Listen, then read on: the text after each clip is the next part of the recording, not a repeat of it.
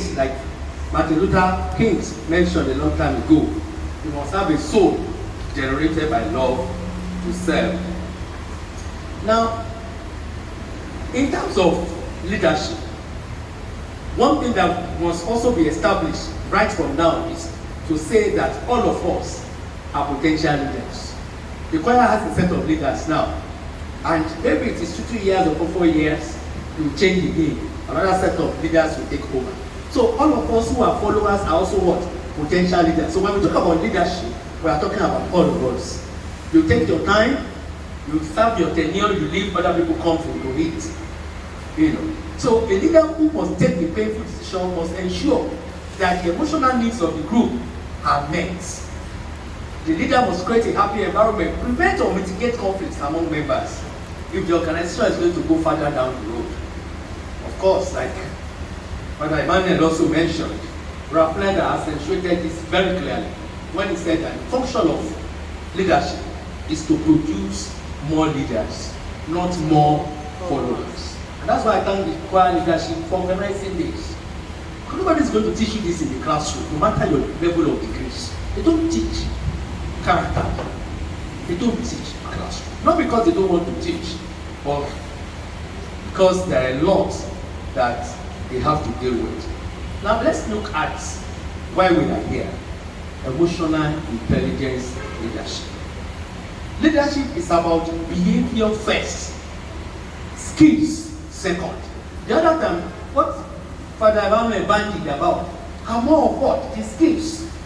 But when you talk about emotional intelligence leadership, leadership is usually about behavior first, skills second. Because leadership will rely more on qualities such as integrity, honesty, humility, courage, commitment, sincerity, passion, confidence, positivity, determination, compassion, sensitivity, and a degree of personal charisma. And when you look at all these indices, there are things that bother us on our what? Emotions. Our emotional maturity, our emotional resilience, our emotional intelligence. All the aforementions are purely emotional attributes. So today, emotional leadership, intelligence leadership is more important than ever. The modern leaders need more of it than intellectuals.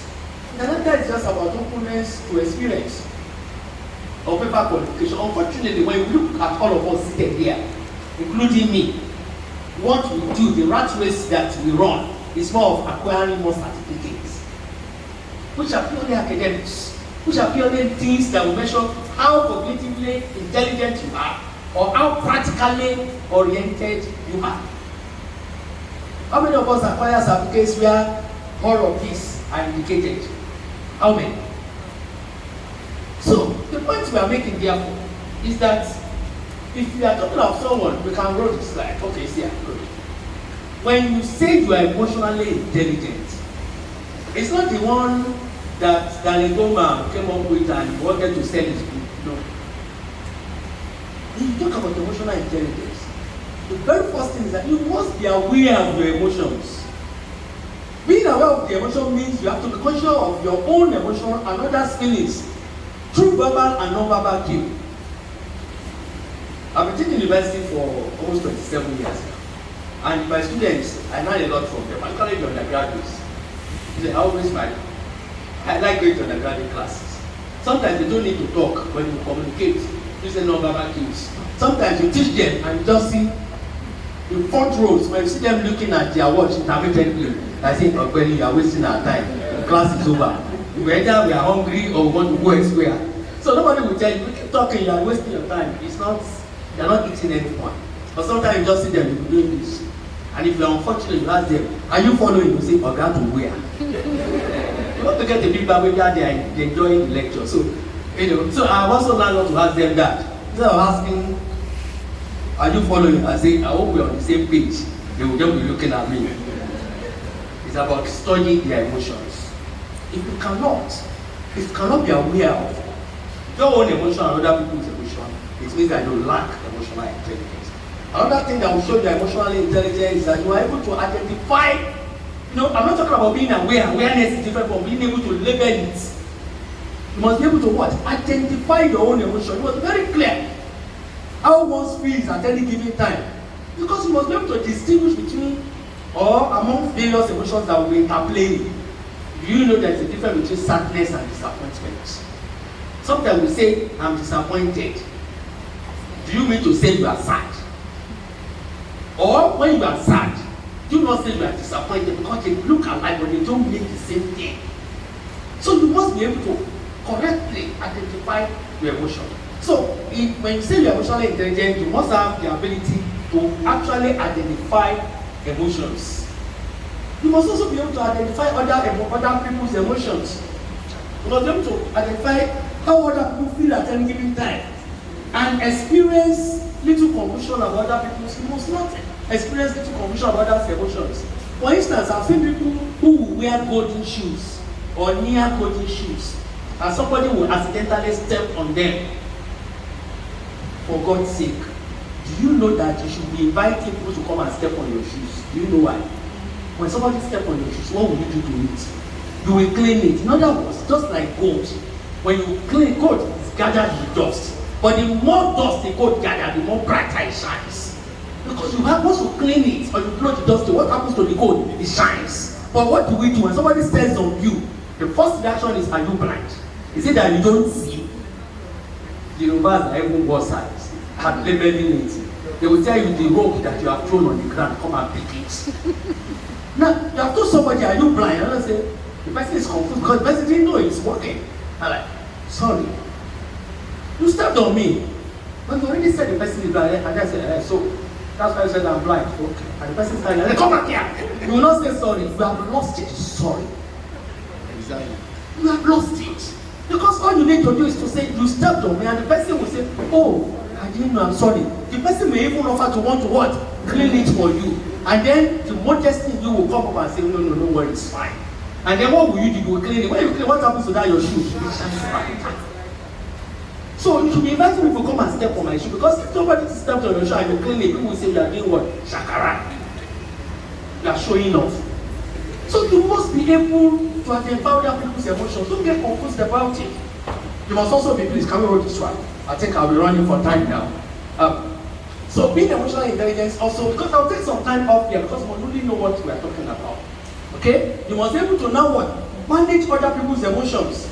You must be imbued with strategies that can improve people's mood and make other people feel comfortable. Sometimes you will notice that there is a mood shift. That why I don't like this? We are not usually like this. You will just mention it and you will leave it at that. What have you now done to help improve that person's mood? Nothing. That you notice is good, but you should not stop there. You should have the responsibility to what? Help that person manage his or her own emotion. When you do that, you are emotionally intelligent. You must also be able to manage your own emotions, because if you cannot manage your own emotions, it may be difficult to manage the emotions of others. You must know how you can lift yourself up even when you are having a bad day. You must always be able to make adjustments to fit every situation. How many of us can laugh at ourselves? You know, sometimes in class, I'll look at myself and say, is this one here that will do more rock? Yeah? I remember when I was in secondary school, we used to have a board. He said he's almost like 3 of mine, but he was very muscular, so he could beat us up. But sometimes we just go very close to him and say, and look, there was this obey song there, like, oh, Rio, vanishing TV, you know, like just say, hey, my head should just do well for me. And like, I looked down and said, I'm thinking now. I said, somebody said, is this one head or Lumorok? We have a very, and verifying that he knows. But you know, sometimes you laugh at yourself. So if you can laugh at yourself, when somebody make a jest of you, why should you get angry? But many of us can't even laugh at ourselves. So you must learn to manage your own emotions. And now you must know when you're emotionally intelligent, you must be that individual who can use emotions to solve problems. And this, of course, includes incorporating emotional information into your everyday activities, in your interpersonal interactions, in terms of motivation of yourself and others. Remember, in terms of decision making now, and problem solving, and as well as recognizing how emotional experiences can influence your thoughts and judgment. And finally, you must be able to express your emotions correctly. You must communicate how you feel in terms of your emotions so that you can achieve a desired outcome. If you feel happy, you know one good thing about some of us, we use some of these emotional emojis, but some of us don't actually know what it means. Or you think those who created Facebook are playing. When you want to make a post, if you have not been observing, please start observing.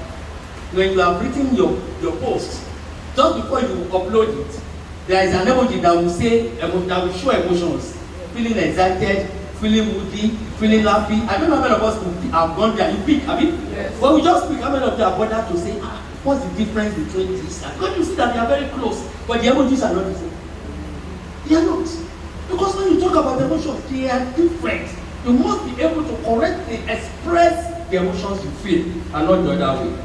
Let's run through the characteristics of emotional intelligent leadership, and you will find out that it's a little bit of higher abstract than just characteristics of leadership that Reverend Father Emmanuel talked about. You must lead by example, not by words. It's not do as I say, it is do as I do. If you must be emotionally intelligent, you must lead by example, not by words. You must also demonstrate what? Emotional maturity. Like the issue of anger. You must be able to manage your anger. Somebody stepped on your shoe and say, excuse me please. You just stepped on my shoe. I cannot imagine somebody turning back and say, hey, after I've stepped on your shoe, what will you do? I can't. But when you say, are you blind? And the person stopped and looked at you and like, the person is lost because the person didn't even know what has happened. And I say, would you say sorry? Is it not funny? When you are emotionally intelligent, you are that individuality that is motivated by challenges. You also do not align with gender roles. There's nothing that is gender specific for you.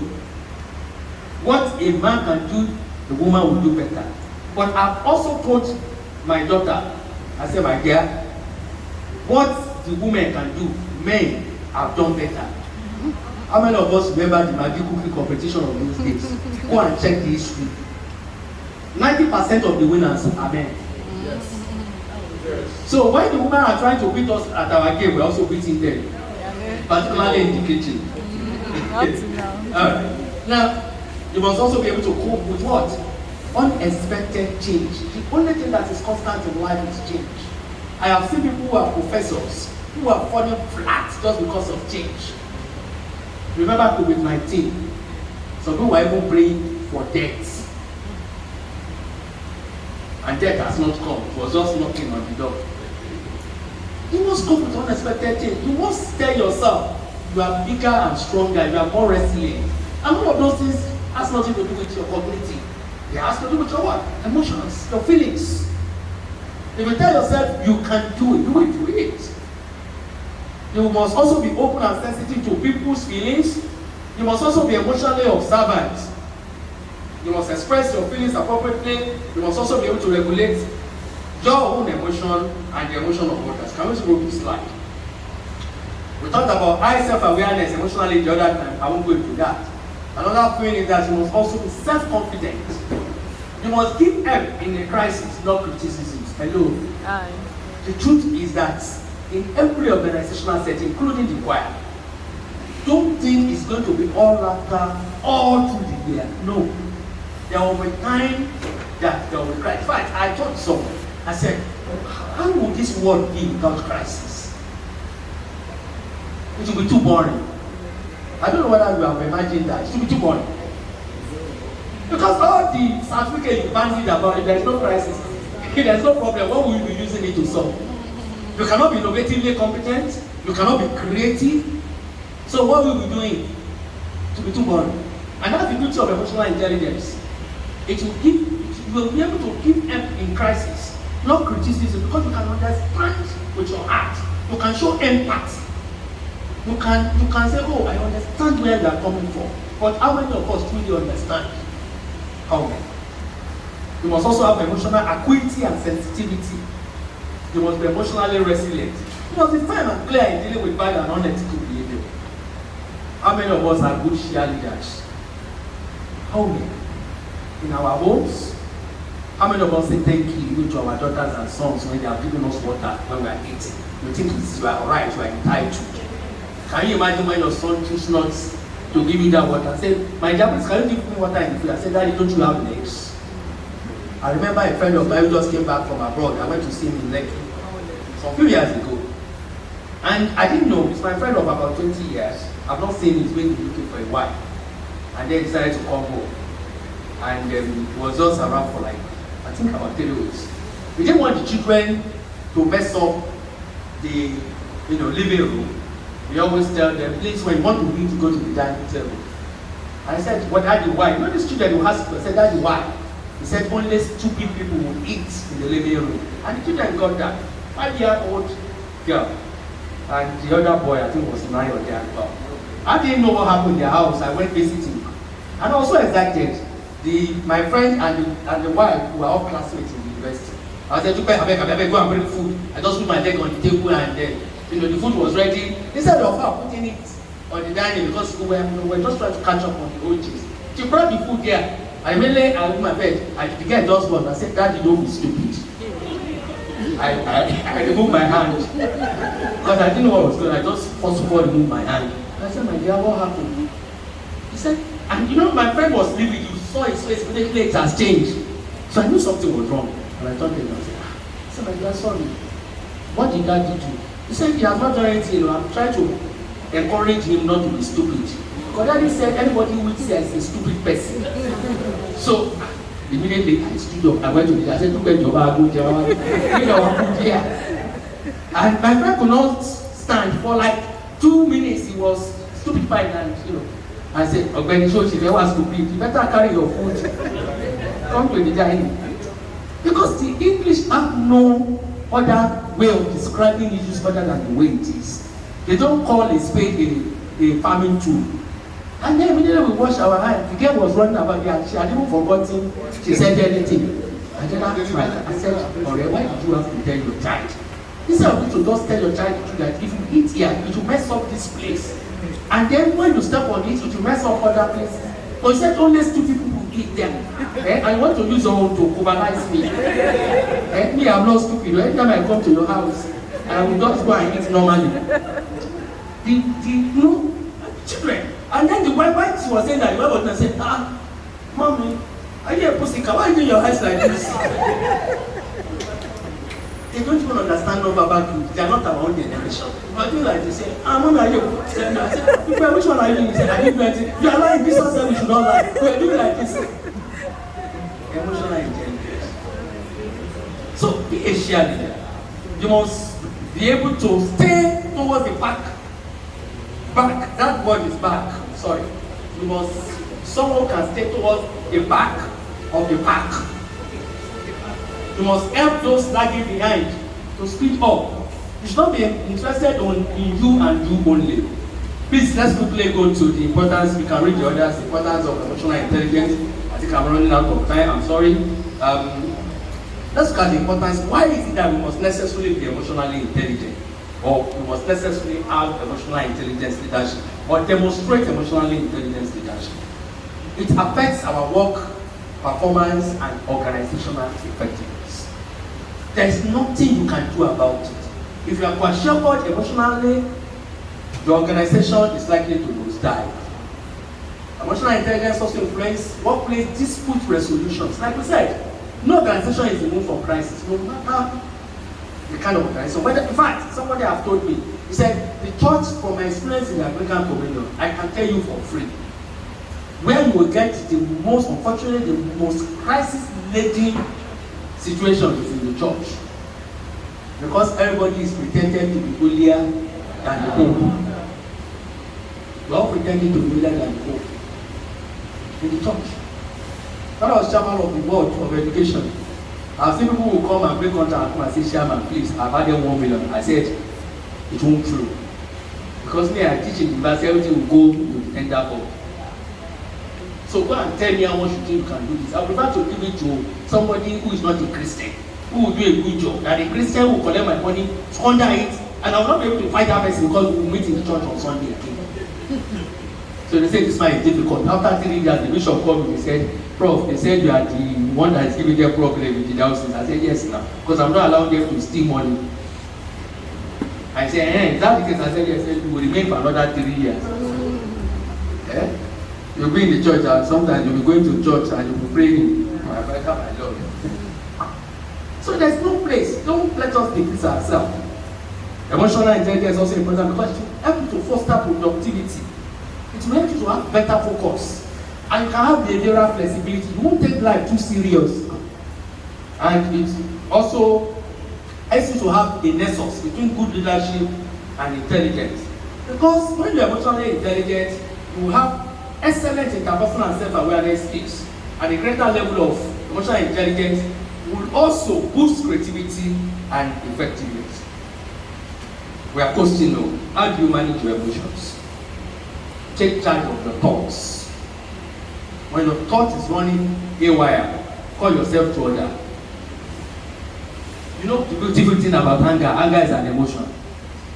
Before you get angry,